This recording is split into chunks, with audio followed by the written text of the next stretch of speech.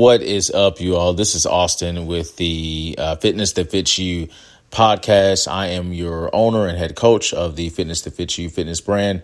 And I'm coming to you today with a special a special recording. I have a good friend, previous client, and just an overall, just like cool human with me today. I'm going to let her introduce herself.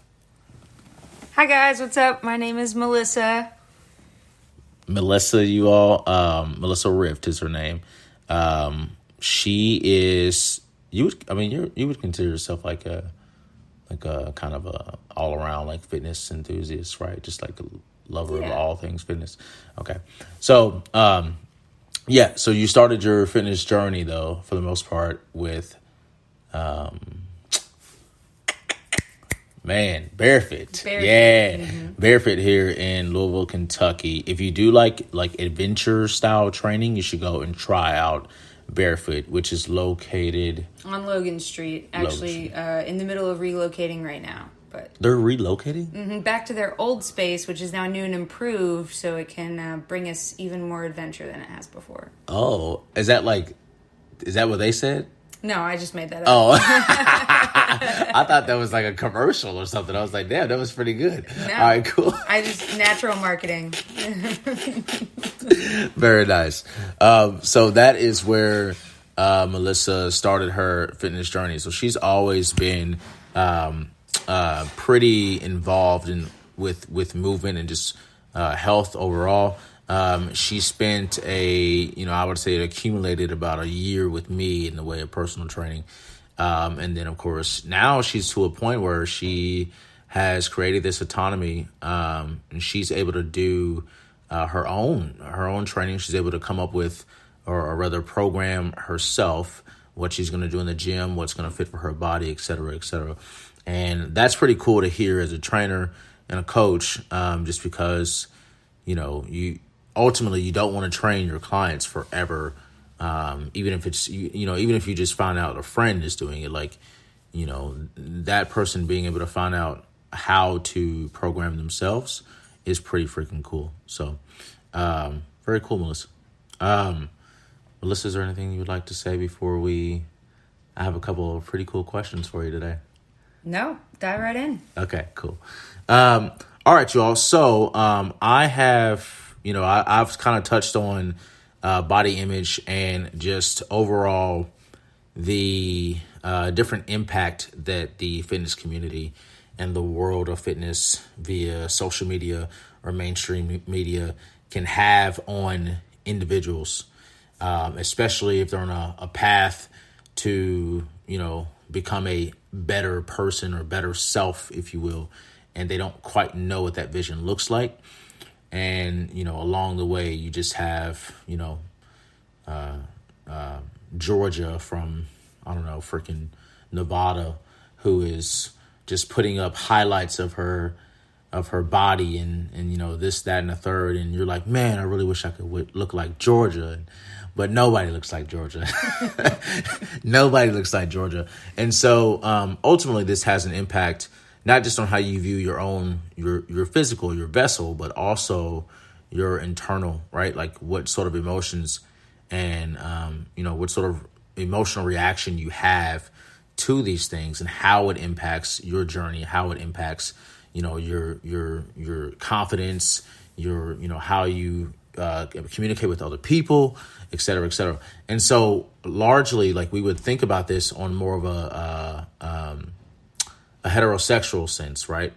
Me as my, as a black man, getting ready to engage to a woman, that's how I think about it. However, there are people who identify differently in the way of their sexuality. And so, I always want to know, as a fitness that fits you enthusiast, that's why I named my company that way. But I always want to get down into like the depth of other people and what their interactions are with fitness and movement and how they feel when they go to the gym, how they feel when they're on Instagram.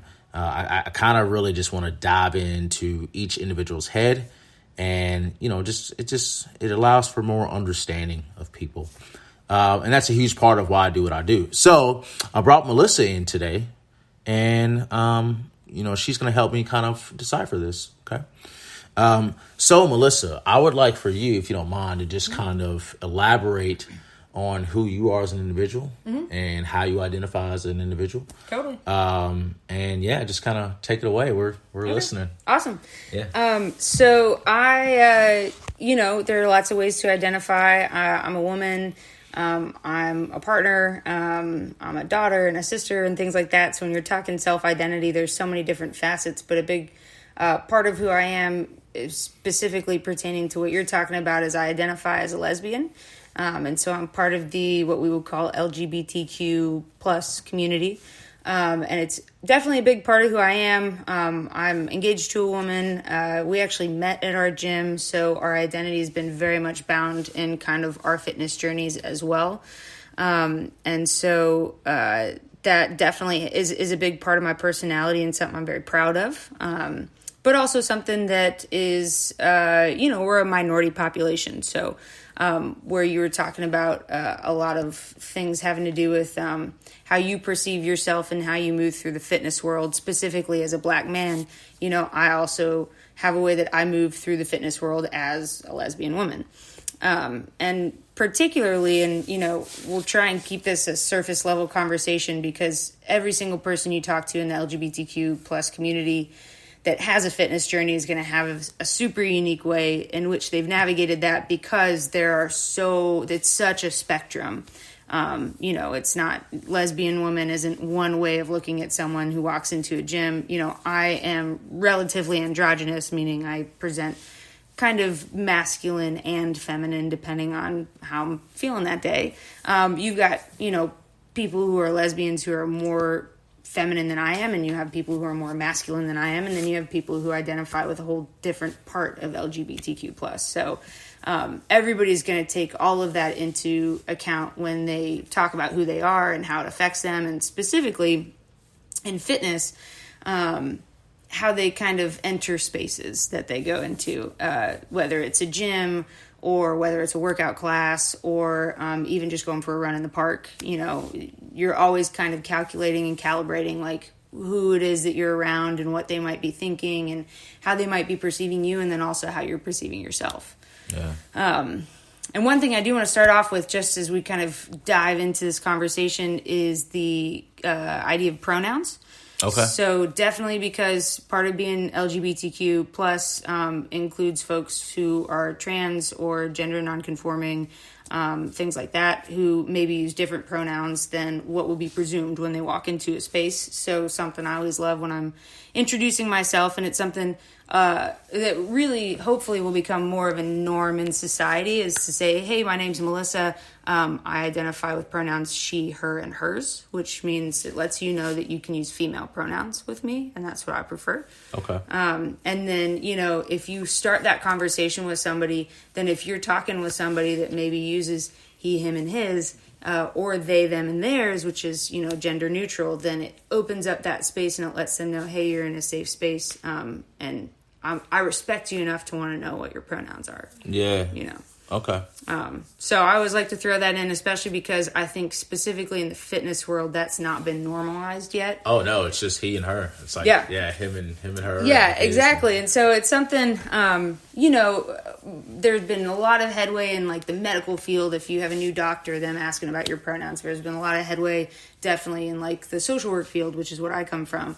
That's kind of normalized that, but fitness hasn't really broken in there yet, because there is, I think, in fitness, such a dichotomy of male, masculine, female, feminine, and what that means for movement and body image and things like that. Yeah.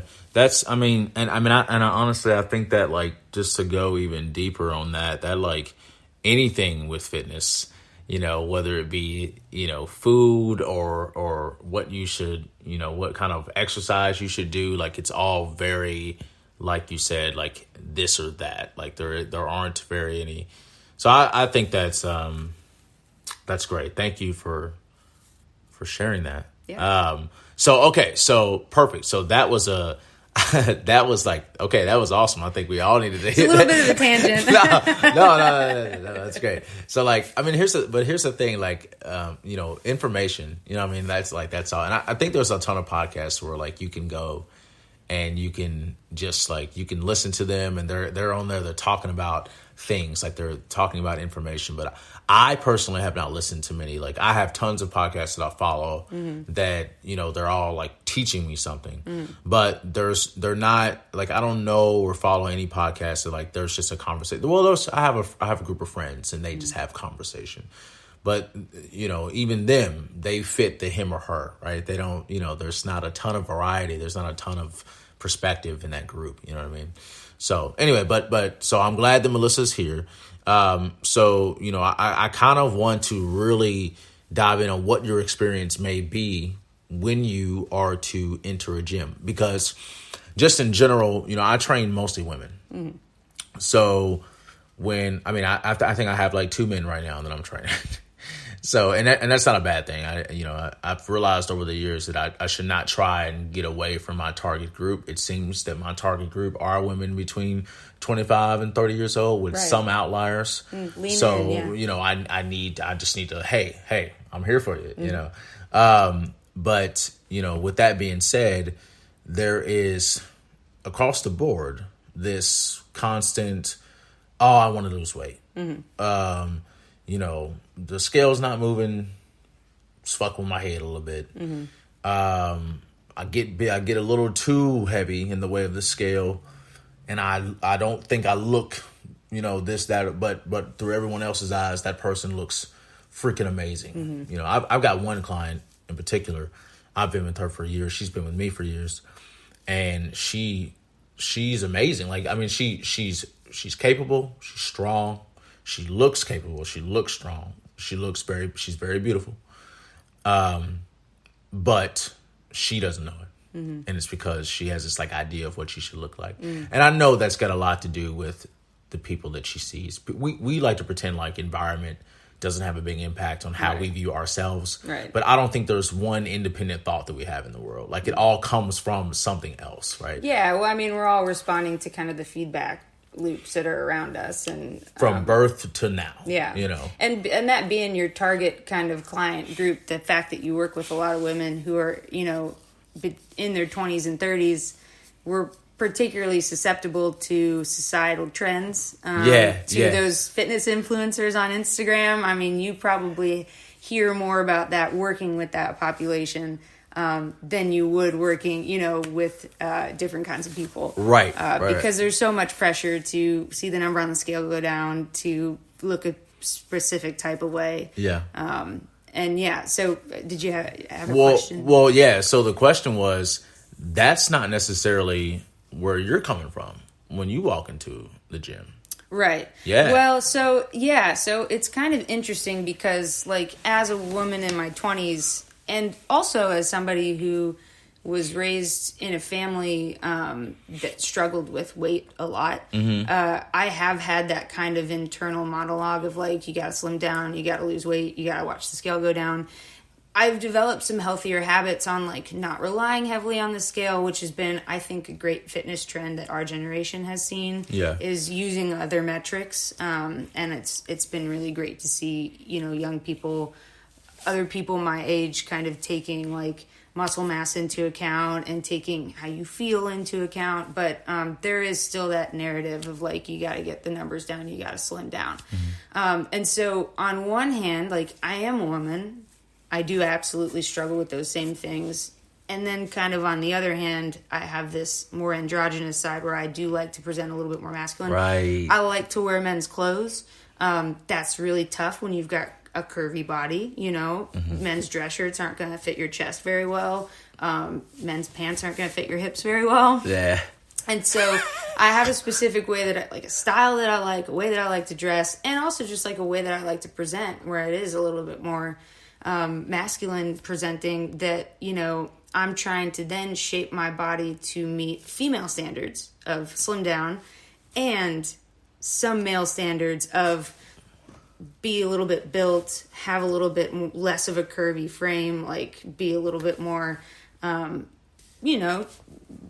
looking a little bit more masculine. And so then those two things kind of fight against one another. Yeah, absolutely. Absolutely. And then on top of that, you've got, genetics, just the fact that like I was born a pretty curvy person. Yeah. And so to then combat that, there's only so much you can do, and only so much you can do healthfully. And so that, so when I'm walking into a gym, I've got both of those narratives going on, and then what I'm really trying to focus on is what's going to nourish my body, what's going to make it feel good, and that's something that luckily I was able to find in that natural movement kind of fitness trend, which is what BearFit is. It works with kind of a natural movement framework.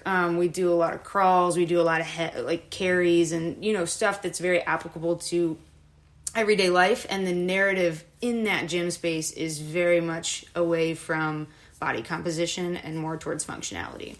And so that's kind of what I try and let prevail, is what's the best way I can move my body today. You and I worked on a lot of restorative movements, a lot of maintenance, ways that you can continue to build strength without hitting injuries every so often. Right. And so that's great, but you've always got those little narratives behind you there. Yeah. So that's why that's so important, because I think that ultimately this is not to downplay the individuals who are only thinking about their body image compared to other bodies. This is not to downplay that, but if those people only knew, that what you're feeling is just a fraction of what other people may be feeling or having to navigate through when they're entering a gym, you would understand, okay, maybe this scale is not like that big of a deal. Maybe I need to focus more on this, because you do have people where you're thinking about, all right, just my body, my physique, compared to this. That's one thing, right? But there's person walking in the gym right after you who's got 4 things on their mind. Right. And it's it can get, I'd imagine, pretty hard, like to find like your direction. You know what I'm saying? Yeah, totally. And I also definitely have to check my privilege. Like, I'm white. If I want to present, more feminine or female, I can do that. Yeah. There are people who don't feel safe in their own bodies, specifically people who are gender nonconforming or trans, and fitness spaces have never been welcoming to them. Right. It's one of those things where even I'm sure you do it every time you're up in a big box gym, you're kind of 1 part preoccupied with your workout, 2 parts preoccupied with which person is watching you do your workout, when really nobody gives a shit about your workout. But you're always kind of paranoid about well, who's watching me? Is my form good? Am I looking good? Then you got people who who see many spaces in the world as less safe than even you or I do, because of the fact that they are gender nonconforming or trans. And they're walking into a gym space reaching with those same hesitations and fears that they have everywhere else, but in a space where everybody thinks everybody's watching them. Yeah. So it's no longer are people watching me because I'm different? It's I know people are watching me because that's what everybody in this gym thinks right now, and I'm different. And if they think I don't belong, this could be a hostile space for me. Yeah. And that's the biggest thing that I would love to see change about fitness spaces, and also on social media, is just normalizing different bodies in the gym, normalize big bodies, normalize small bodies, normalize trans bodies, normalize black bodies, everything. There's really only a mainstream body. Yeah. Right now in the world, without me just saying it out loud, there's a mainstream body. Yeah, totally. And so, being part of a community that is so wrapped up in body image and just image in general, that's something I think a lot of queer people have on their mind, and trans people specifically too, because it can come with some safety issues, and it can also just come with self-confidence issues. You don't want to be judged by other people if you're in the gym trying to do your reps. Neither do those people, but it's just inherently, I think, a less welcoming space historically. Yeah. Well, and it's funny because it's not funny in that sense, but it's it's silly that people would think that way, because it's you hop on the bench press to hit a bench press, and the person behind you is hit a bench press, and they're looking like, what's she doing, or what's he doing, or what are they doing? And it's just like, y'all are both just doing bench presses. Like that's as far as it goes, but people always take it a little bit further. So that's where that discomfort would come in, I would imagine. Okay. So like, I mean, how do you personally, with these things on your mind, like how do you, when you leave the gym, do you feel defeated? Do you feel empowered for doing it? Do you feel like how do you navigate through all that?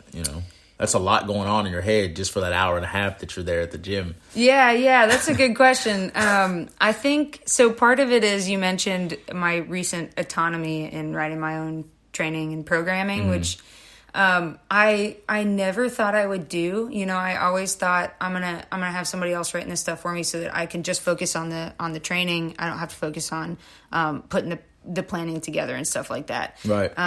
And I did kind of get in a rut for a while where I just wasn't happy with a lot of the training I was doing, or I would do it for a while and then kind of fall off. And so the nice thing about doing my own programming is I can only hold myself accountable for how good my workouts are. So that's something that I try and kind of like use going into the gym as my mentality of like, I'm going to write a really good workout and I'm going to execute it well. And that's going to be my measurement for like how I feel about my workout for the day. Not the fact that I don't really like the pair of shorts that I picked to wear. They're hard to move in. I should probably scrap them. They were like $10 at H&M anyway. Like that, you think about that stuff. You're like, man, these ones are hard to squat in and it's leg day. And like, I shouldn't have done that. Like I try and scrap all that stuff. And I'm like, nope, I'm going to be really happy with the workout that I planned. And so that's big for me. But I also just think choosing your gym space is super important. Right. And like, I've trained with you on and off partially when I've been in between gym spaces because I feel comfortable with you. I feel safe with you. I trust you when we go into a space together. Yeah. That was one thing with Barefit. Like I had shopped around for a while and not really found somewhere I was comfortable in. And I did one trial workout there and I signed up immediately. Yeah. It's a feeling, so the community there has been great. I'm at a different gym right now, just doing open gym hours so I can be safe with COVID. I sought that one out because of their safety measures, mandatory masking, plexiglass. I wasn't going to go into a gym space that I didn't feel comfortable in, and I shopped around until I found one I was really happy with. Right. So I think with body image too, it's like, how does this space feel? Like you can put a lot of stock in the energy of a space. Do you feel safe when you walk into it? Do you feel comfortable? Are the people there people that you feel comfortable being around? And if not, it's not for you. Find a different space because that's going to distract you and it's going to detract from your experience. Yeah. So tell me, what advice would you have for an individual like myself who identifies as a man or a woman? What advice would you have for somebody like me who really doesn't have a ton to worry about? But still worries, and I don't like I said earlier, I don't say that to invalidate anyone, or is that invalidate? I don't want to undermine anyone's feelings or negative emotions they may have toward themselves. There's obviously work that needs to be done with that individual internally, but it just is what it is. I personally can be in my head about shit, but ultimately, when it comes to fitness, that is, there's not much that I need to really worry about when walking into a gym. So, I just, as far as advice goes, what would you have to say, and you can be completely honest, to the individual that, is in their head about this one thing, to them seems like the world. What advice would you have for them? This can be more of like a teaching moment, knowledge, or it can be more of like a, get over yourself type of thing. Whatever you would like to say. And this is, if you're listening and you feel like, this is like you, if you're listening and you realize, well, I have one thing that I care about when I go to the gym, but I care about it a lot. So, who are they to, that's not what I'm doing. I try to really discuss this with my clients and just help them see that, the things that we worry about on a day-to-day basis when it comes to our bodies and all of that, like it's just too much energy and focus into something that really ultimately does not, it's not going to be your end all be all. Like you said, it's about feeling great and internally feeling empowered and having this space for you. It's not going to always be about what you look like. And if it is, and I would say that there's a bit too much influence coming from other people, from other parties, so that's ultimately what I'm just kind of speaking toward. I'm using Melissa as an inspiration, if you will. Oh, thank you. Because you take on all of these things and you navigate them well. So I'm wondering, what advice you would have for an individual who's having trouble navigating it and has less to navigate through. Yeah, Hope totally. I said that. No, I totally see what you're getting at there. And I think, and you're right, there's a difference between like having a goal, focusing wholeheartedly on that goal and feeling like you're striving for it. And there's a difference between that and then feeling like there's this distraction that deep down is not a measure of your worth, the fact that my pants fit tight today is not a value of my worth. Yes. So I think a big question I try and ask myself is this thing that's bugging me a measurement of my worth as a person? Okay. So if I'm like, if I go into the gym and I'm not focused and I do a movement wrong and I pull a muscle, I wasn't focused. And for me, like, that's more of a value, not of my worth as a person, but as an athlete, maybe. I'm not traditionally an athlete, but someone who likes to stay fit. Recreational athlete. Right. I wasn't being mindful. I wasn't being safe. And so that's an important thing for me to focus on is how can I be more mindful with my, mind to body connection during my movements? Okay. How can I be more focused? Not the fact that, like, you're weak, you're bad at this movement. It's always like, is it self-deprecating or is it constructive? Yeah. So I think the biggest, like, kind of root question is, like, is this thing that's bothering me something that really values my worth? Yeah. And if it's not a measurement of who you are as a person, then it's something you can probably address or let go.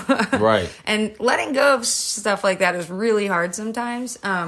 But another big thing for me is also like the feedback that I get from people who are important to me in my life. So like you and Becca and, my fiance, my family, my fiance's not just only giving me compliments on my body, like she's going to compliment me on like who I am, accomplishments, the fact that I like did the dishes today, like things that I can contribute to. And occasionally she might throw in some like, oh, I can tell you've been doing a really good job at the gym. Like, do you feel strong? And I'm like, yeah, I feel strong. Yeah. And so that's another thing is like, you have to be choosy about the feedback that you take to heart. And if it's people who really care about you, they're going to be giving you positive and or constructive feedback that really like is important versus people who are maybe not going to be giving you as constructive feedback that's important or just feedback you give yourself, right. And that's where it comes down to like that social media stuff.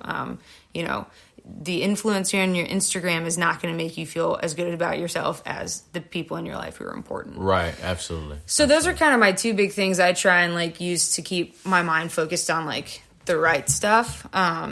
Is this a measure of my worth? And is this feedback that I'm getting from people who are important to me and who know and love me? And I think ultimately that's kind of how I attack it. But it's tough. Negative self-talk is really hard to overcome. Yeah. Absolutely. So that's that's very true. That's very real. So two things that I want to touch on from that. Okay, one is support. And two is adversity. Okay. Mm-hmm. Adversity is going to be a bit deeper. Okay. So let's talk about support for a second. So it's like you said, it sounds like, the people around you have had such a positive influence and impact in your life that it's allowed you to get to this place that you are, which I would identify as being mentally empowered and evolved. Developed, whatever you want to say. Thank you. It's all the compliments. So, and I think a lot of that will go more into the adversity part, but support does play a big role. So it sounds like those people in your life that assist with that growth, they play a huge role. And now, there are people that may come to me and they're alone in the process, and they may have family and stuff like that. Not alone as in they're the only person left in the world of them, but alone in the sense that their mother or their son and their daughter or their boyfriend, like somebody's not, when they get home, pushing them to meal prep or pushing them to do this or pushing them to do it. But you have a partner who, she cooks with you, she works out with you, she's she recognizes the worst parts of you and the best parts of you, and she compliments them both. And then you have friends who do the same. And so I would imagine that puts you in this place where you can just look at life and yourself in a completely different manner. And so, positive manner, I should say. Yeah. And I just wonder how much of that support, may be lacking from people sometimes. Maybe that's the big reason why, these small things like their pants not fitting a certain way today. Yeah. Really, really screwing with them. Yeah. It's interesting you say that because prior to my current relationship, which has been going almost 3 years, which is great because we met at the gym, and I was coming out of a pretty rough relationship with a person that was not a very active person and didn't value my being active and the fact that it was important to me. Right. So they didn't like that I spent so much time at the gym. Yeah. They felt like I should have been spending it doing other stuff or hanging with them. And they didn't like that I wanted to structure my nutrition because they wanted to go out to eat all the time.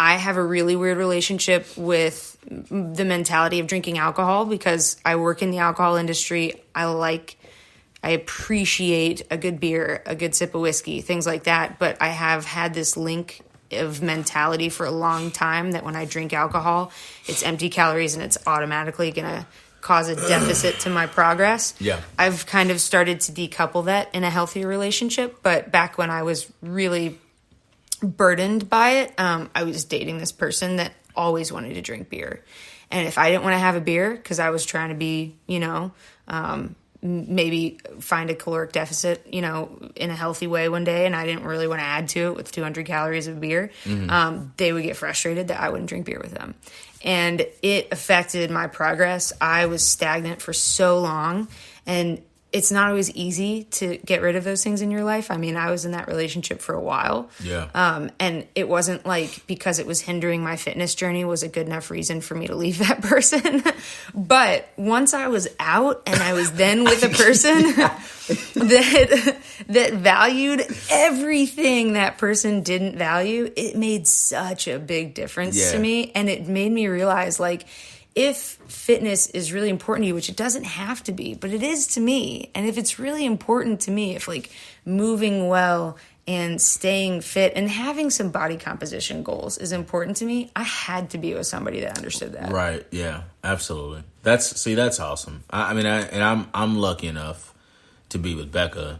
I think that she does hate it when I spend a lot of time at the gym. It's a big time suck. It's a commitment. But I think for people that are a bit more responsible about it, they go to the gym and they know, all right, I have this amount of time. I've allotted, X amount of time to be at the gym. And for me, I go to the gym and I go to do that. I've only given myself maybe 45 minutes, but I start making videos and I'm scrolling through my music and I find a good song and I sit down and I'm like vibing to the song for like 5 minutes. And so I never, something always keeps me there an hour longer than I'm supposed to be. And so I think that's why she doesn't like it. But ultimately, she respects what I do and why I'm doing it. And she understands. She's had a conversation with me about it. Like, Austin, it's great that you do that. Not she hasn't expressed any like jealousy or anything like that, but Right. she's expressed, clear appreciation for the fact that I am able to, like, that's essentially my meditation. Like, I'm hardly ever pissed off. I get annoyed and shit. I'm human, but Right. I'm hardly ever mad. Like, I'm not an evil person. And I will honestly say that it's because I work out. Yeah. It's If I didn't exercise, I'll probably be self-care. a dick. Yeah. It's self-care. So, like, it's just, but support does go a long way. So if you're struggling to have someone, or to find someone, you think it has to be like a partner or someone you share your life with, have a romantic relationship with, doesn't have to be that dynamic. It's true. It could just be a gym buddy. It could be someone at work that also likes to work out, and you guys check in about your workouts. I mean, my twin sister lives in New Orleans. She's kind of similar spot in her fitness journey as where I am, and I text her the workouts that I write myself. She doesn't give a shit about what I'm doing on my workouts. But she'll read them and be like, oh, that's great, and she'll tell me when she's going to the gym. So you're right. I mean, it's great to have a romantic partner who's on board, but if maybe your romantic partner isn't that into fitness, it's not like it's a deal breaker. It's like you just got to kind of find some kind of community. Right. Some kind of community. That's right. Good. Okay. So this is great. Support. Number one. All right. It's not number one, but we talked about that first. The other thing I want to get to is adversity. Okay. This is a big thing. And I could be maybe using that in the wrong context, that word particularly, but, I think that it's easy for the marginalized to find this positivity within themselves. If you identify as a lesbian woman, and I identify as a black man, I would say that we are considered the marginalized in this country. Okay, and with that being said, we've probably experienced moments or extended amount of time feeling conflicted because of just society and our environment and the way, interactions, what somebody said to us, what somebody did to us, a sign that we see rolling down the street that encompasses all of the things that people hate about us. You know what I'm saying? Like all of that stuff. And so as a result, we're driven to and forced to in life. And I don't regret it at all, but we're driven to get to this place of creating that positivity within us, and I think that people, and I guess it's funny it's sometimes weird to talk about privilege just because we live in America and essentially we're all privileged in some sort of way. So, but obviously I think that there are different kinds of privilege, and there's privilege within privilege. But I think that there are people who experience maybe the highest level of privilege and have maybe put themselves around individuals who also experience the highest level of privilege. They've never really had to find a reason to search for that positivity on their own. Going to the gym a million times and finally figuring out that they feel comfortable in what they're wearing and what they're doing and not giving a fuck about who says this or who says that. I think that comes a lot from like just practice.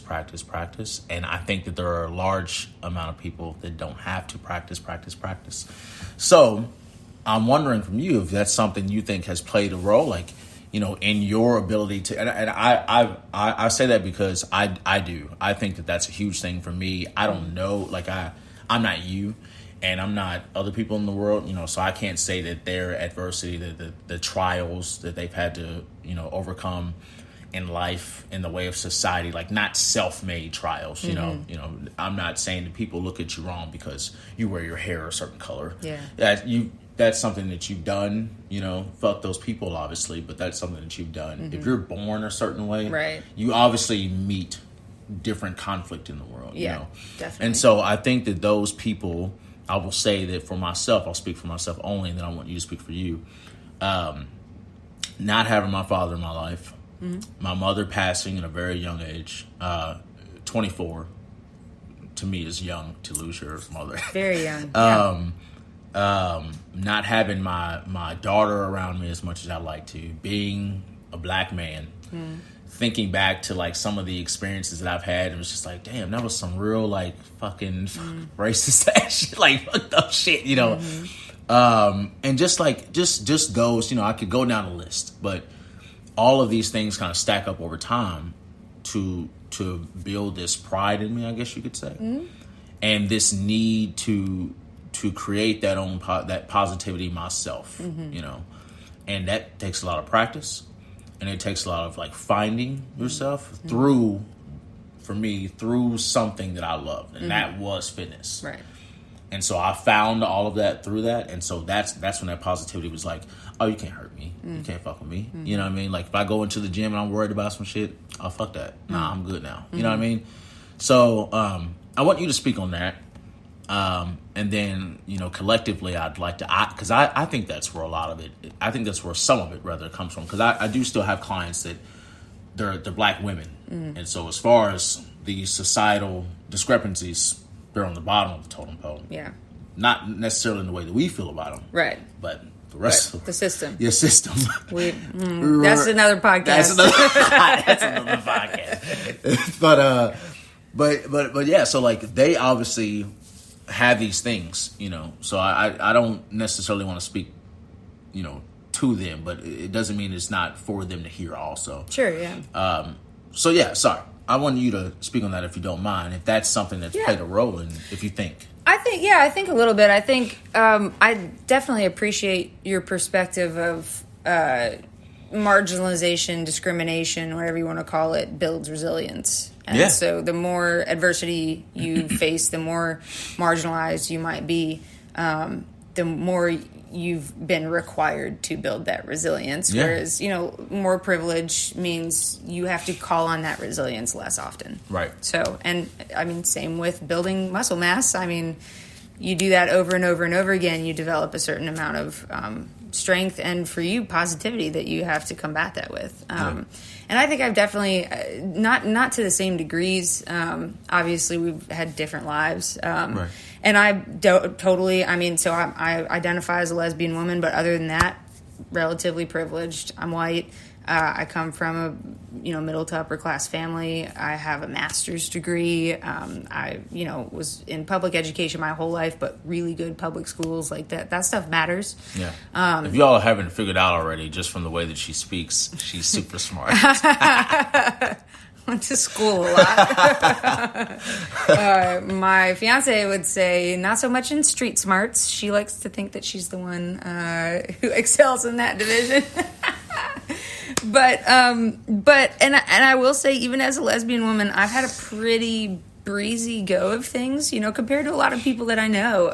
You know, my family was accepting when I came out.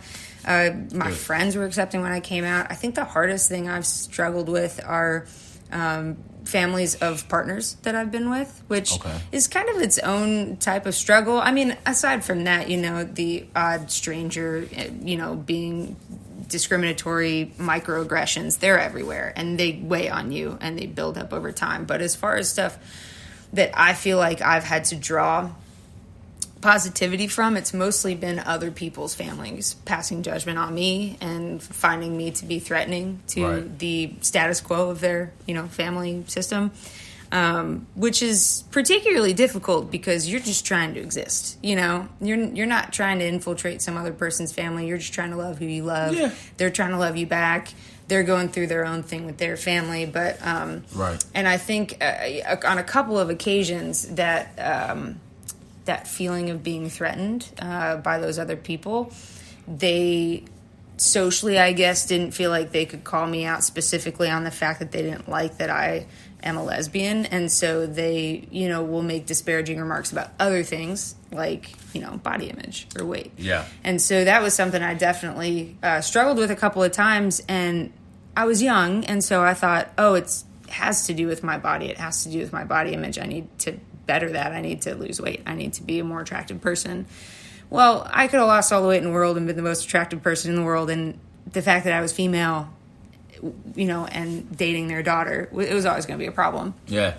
And so I can say that now, and I can say that, like, I can see that clearly. But at the time, it made me kind of get real about, like, my body image and what that was about, and the fact that, like, me being in a marginalized population, I had to figure out how I was going to respond to that, and I wasn't going to respond to it negatively. Okay. I was going to use it to build myself up and, like you said, build more positivity, build more power.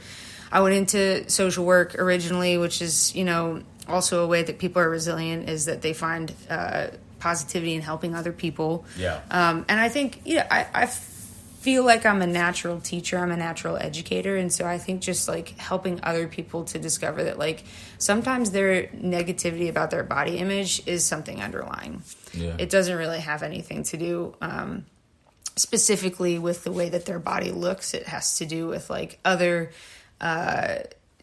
again, negative self-talk that's been ingrained in them by people who didn't like who they were. Okay. Yeah, I got you. And so, as far as adversity goes, I would say relatively small amount I've had to face is just I've combated that by teaching myself. It's not always what someone's disparaging you about at face value. It could be something else, and it could be something that you're really, like, proud to be. Yeah. And it's their problem. Okay. Yeah. So. I love that. So, Melissa, now what I want to do, first of all, that was, like, some wonderful information. Or not, I guess it was, we were conversing. Yeah. It was a great conversation. Thank you for sharing your experiences as well. Oh, yeah, absolutely. I wanted to go, like, pretty, I've got some things. There are some things that have happened, people have said to me, and, I maybe have had some sort of PTSD from, honestly, but they really serve as just, like, drivers. You know, it's funny. And let me share this. I'll share it with you if I sent you, because that was, thank you. But so, like, when I was working at Pro Rehab, there was this guy there who, very smart guy, but he has this I'm smarter than you way about him.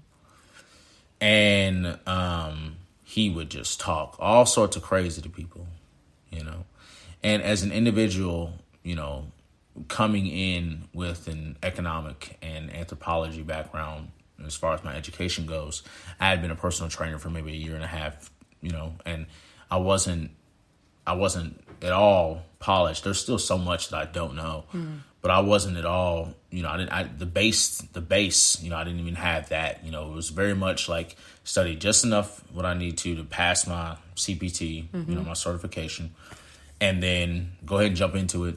Started off with boot camps, did a little bit of 101, but there was just so much I didn't have. There just wasn't any space with where I was. And so I come into this space full of strength and conditioning coaches and PTs, physical therapists, and I don't know a thing. Even the technicians, they were graduates of the strength science or exercise science programs. And so it's like, all right, well, look, I don't know anything, you know what I mean? So come to me, I can learn easy because I've already been learning it, but I don't know much. And one thing that I found out is that when there are people that have an education in like a specialty in a subject like that, there's just such a pedestal, a condescending like nature. And I would get that from him a lot, just in the way he would speak to me. He would tell me shit that I don't know. He would fucking, when people weren't around, he would talk down to me crazy and shit like that. And then he would ask me for favors. And this was, tall, mainstream vanilla as hell, nothing spicy about him, vanilla white guy. Yeah. And would just say crazy shit to me. Well, he was untouchable, I think, in his mind. His privilege. That was it. Yeah. I think I would go through spells where I wanted the director to be angry about it. why doesn't anybody shut this guy up? I always mark the explicit thing, so it's good. But I was like, why doesn't anybody shut this guy up? What the hell is this? Because the director, I think he's about, maybe he's got like 7 years on me or something in the way of age.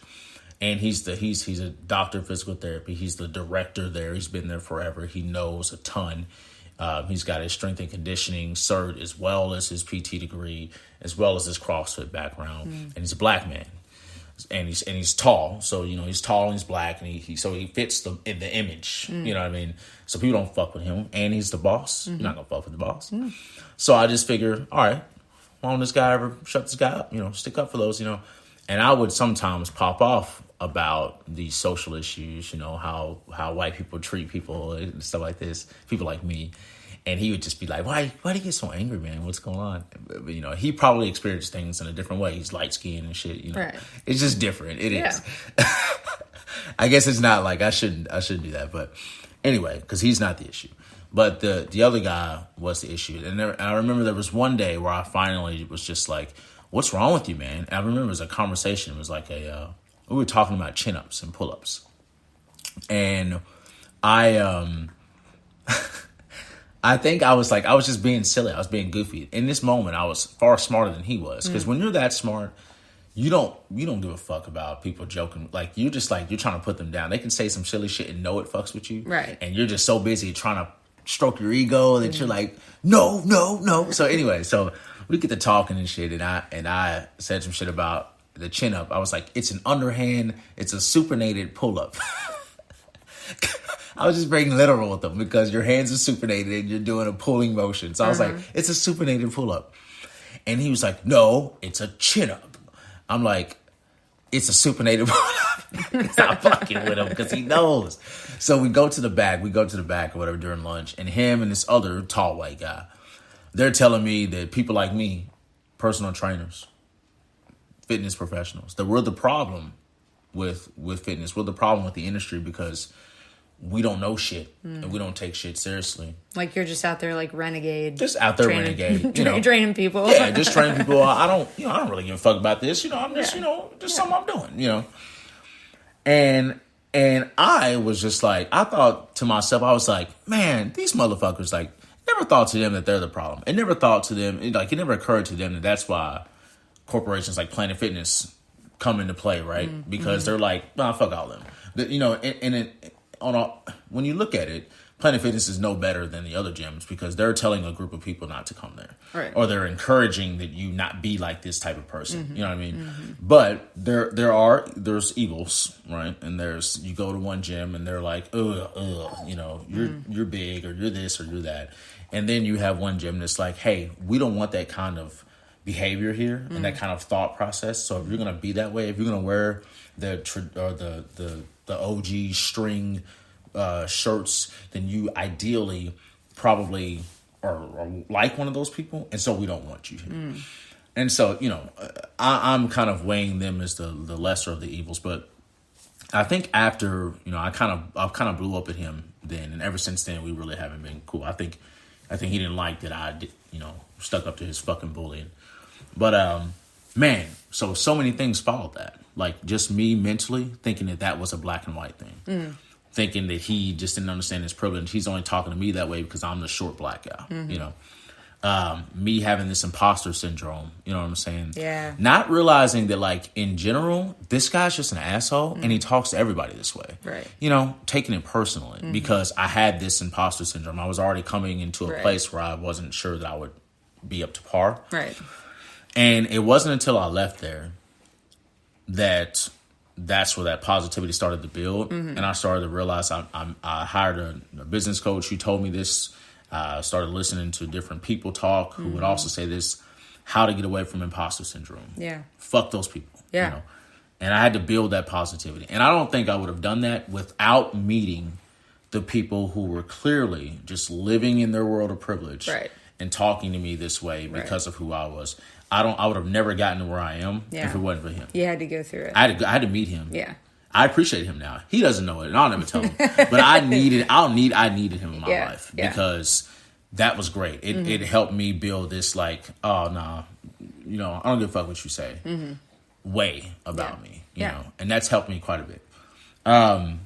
But yeah, thank you. Yeah. I wanted to share one story. That's just Thanks one for story. sharing. Yeah, we all have a handful of them. stories. But okay, cool. So I want to kind of close out by asking you just like some very, you know, just personal like fitness questions. Yeah. So we'll kind of do like you know how they do like the 30 second maybe 30 seconds to a minute, like the games or whatever they make you go. Like Okay. speed rounds. Yeah. Speed rounds. All right, so we're gonna do a little speed round here, y'all. Okay, there'll be a few questions, and I'm not good at time, so I might say 45 seconds, but it'll really be like a minute and a half. So okay, what's your favorite exercise? 3, 2, 1, go. Oh my gosh. This is so hard. Oh man, I do love like suspended movements. Okay. Which I haven't done in a while because I haven't been doing natural movement stuff for Suspended a bit. movements? Yeah, Like- so monkey bars. Oh, yeah, gotcha. Gymnastics rings, like anything where you're kind of hurling yourself through the air and kind of relying on your grip and the rest of your body. That is what I find the most fun. Okay. And when I started doing natural movement, I had no experience in that stuff. My grip was total shit. And I progressed so quickly. If Awesome. you do those kind of movements regularly, it's astonishing how fast you'll progress. And how many fun things you can do that most almost 30-year-olds probably aren't doing in their daily workouts. Yeah. So that's my favorite non-traditional. Awesome. Okay, so we've got a regular what do you call it? What's the Evel Knievel? Not quite, but I mean, you know what I mean. Very cool. Okay, as far as your body type, what kind of body type are you? I'm pretty. So there's a couple of them are a little tricky. So there's your ectomorph, your endomorph, and your mesomorph. And so a lot of times the endomorphs and mesomorphs get a little, they can be a little blurry, if you will, the lines. I don't actually know body types well enough to know what I am. Okay. So good. This leads me to the other questions. Okay. So, in the way of your dieting, what have you found to assist your body's like optimal function, like as far as macronutrients, eating and stuff like that? So I've played around with my nutrition a lot because I'm not very good at sticking to one particular plan because I love local restaurants. I love going out for good food. And it's been something I've had to realize very much adds to my quality of life, is being able to go out and eat what I want and drink what I want, you know. Yeah.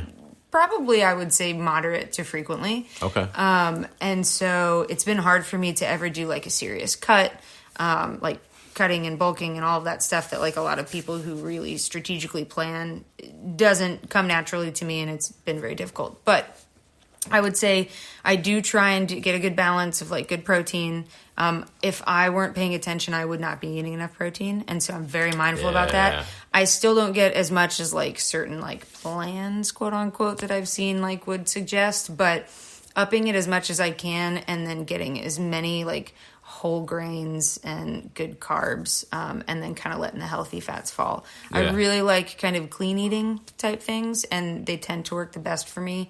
But I am very flexible as well. So I try and do, Brittany and I have said the loose Whole30 mixed with an 80-20 flexible dieting plan works for us. Okay. So complicated. So it's not about body types here. It's about quality. Okay. Yeah. So quality of life here is what we're looking for you. Awesome. Okay. So, in the way of exercise, you love, suspended movements. In the way of, body type / food, we're looking at an individual who just appreciates quality of life, exercise, nutrition, fun, happiness, joy, et cetera, et cetera. Love it. The next question I want to ask you, how do you like, cardio? I'm only asking her this because we just talked about this. I am not the biggest cardio fan. The crazy thing is, my favorite form of exercise is hiking, which is like crazy cardio. Yeah. It's great. But it's because I don't feel like I'm doing intentional exercise. So I do have to find cardio that is entertaining for me, because I can't hamster wheel it, because I won't do it. Right. So when I am trying to up my cardio, which I'm always trying to do because I need it, I'm trying to do things like hiking, long walks. I've had an ankle injury, so my running has kind of taken a dive, and I didn't really like it in the first place anyway. So I found that if I dedicate some time to long walks, I get the same benefits out of it. Yeah. And then biking, like actually out on my bike. Can't stand a stationary bike, but so if I can get outside. Now, the wintertime, that makes all of that hard because it's harder to be outside. Yeah. Something I've done on and off when I have access to it is I was a swimmer for most of my teenage years. And I do actually like it in the pool, but we don't have a lot of like local pools here, so it's kind of tough to get that in. But so I do a lot more cardio in warmer months because I just like getting outside and distracting myself and not feeling like I'm actually doing a workout. I mean, that's all mammals. We stay inside and bulk up for the winter. Like that's just how it goes. That's just how it is. Cool beans. Favorite like dish as far as food goes. Ooh, sushi. Sushi. Ooh. Hands down. Are you more of like a fried sushi person or like just like a raw, like, well, so sushi confuses me. Whenever I look at a sushi menu, there are thousands of things options to choose from. I know. And I have no idea what I'm actually choosing. Yeah. So I know there's cooked, there's uncooked, and then there's raw food, like raw, like nigiri and sashimi and things like that. Yeah. So I'm a big fan of the uncooked rolls, so the things have lots of components, but I don't like the cooked ones. So I dig salmon, tuna, shrimp, crab, all of that shit. Eel is one of my favorites. Ooh. So all of that raw at a good sushi place, phenomenal. Sashimi and nigiri are awesome. I never order them, but as far as like just really good bites of good seafood. Yeah, that's good. Just the ones that just have like a little small block of rice and then just a protein on top of it. Yep. See, I need to get that more. Yeah. Especially if you go to a place where they're like cooking that shit up in front of you. Yeah. That's fun. Yeah. So sushi is my favorite, like hands down favorite type of food, but any kind of like Asian fusion, hibachi, I love Korean food. I love Thai food, like any of that stuff that's like really like umami heavy. It's my favorite. Okay, cool. I'm getting, man, that sounds good. I'm getting super hungry now. Favorite drink?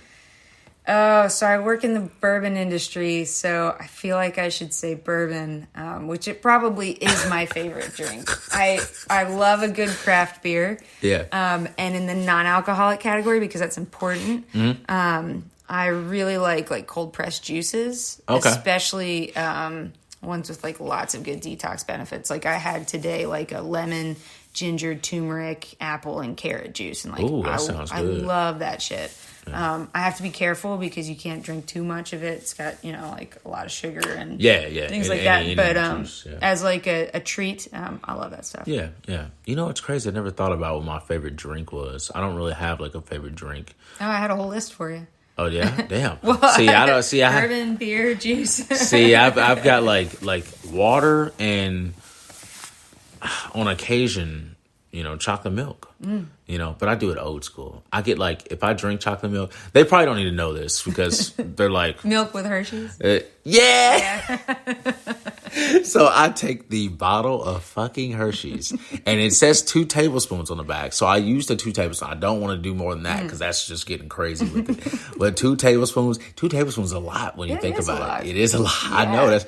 And I only know that because I've done it a few times. So like I look at it, I'm like, whoa, there's a lot of chocolate going in here. But let's keep, pouring it in. So like I get my milk, going. And that's like more of a treat. That's like if that's those nights where I'm just like, man, I really do not want to do my normal like protein shake routine and I want something sweet, then I would like to stop me from making a call to Insomnia Cookies or going down the street to Dairydale, right. You know what I'm saying? Like, to stop me from doing those things, I'll make some chocolate milk. That's a good plan. I know, right? But I do probably want to find a better alternative than the Hershey's, because I looked on the back, though. I check it out always to Serving Facts.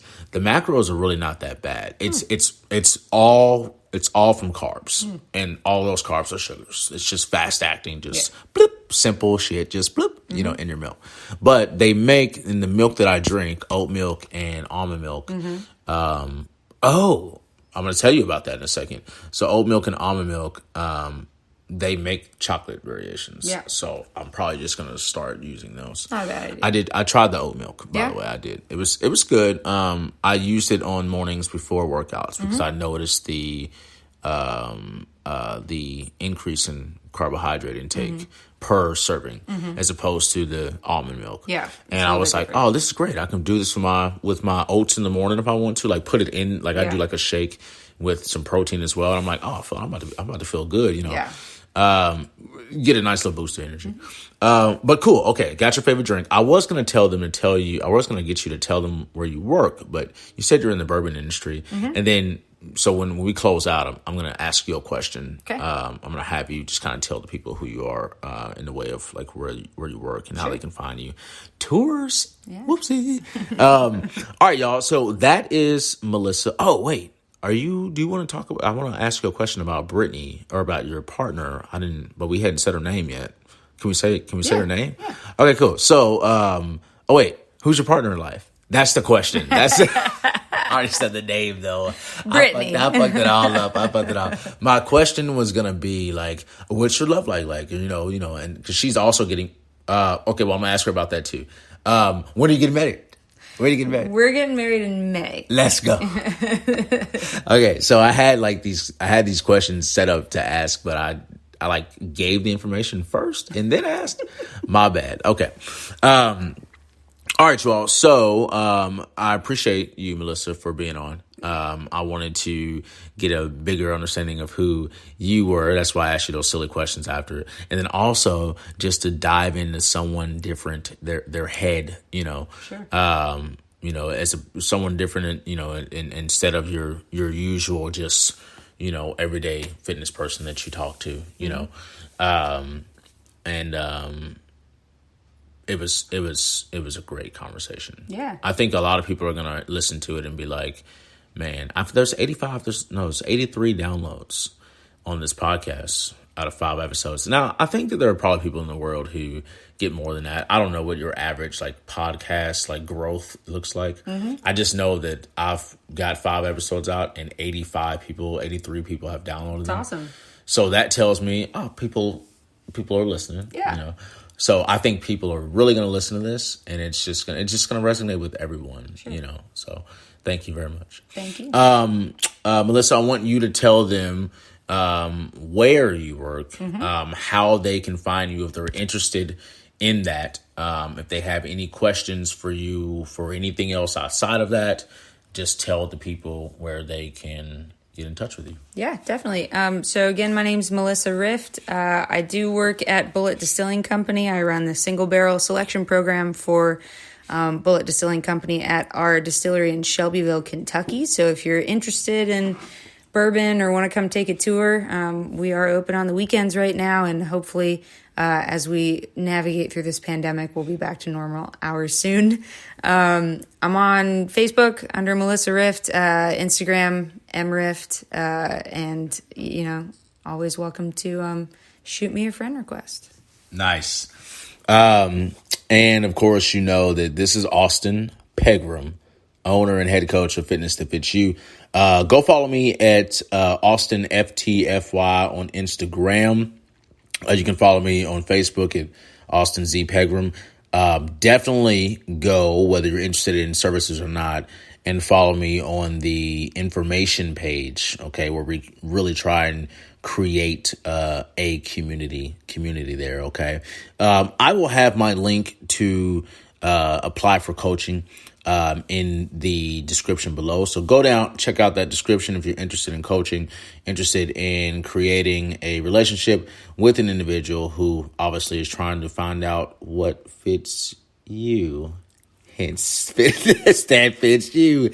All right, y'all. Be good to yourself, okay? And have a lovely rest of your day if you're listening to this in the morning or night. If you're listening to this in the night. Da-na-na, da-na-na.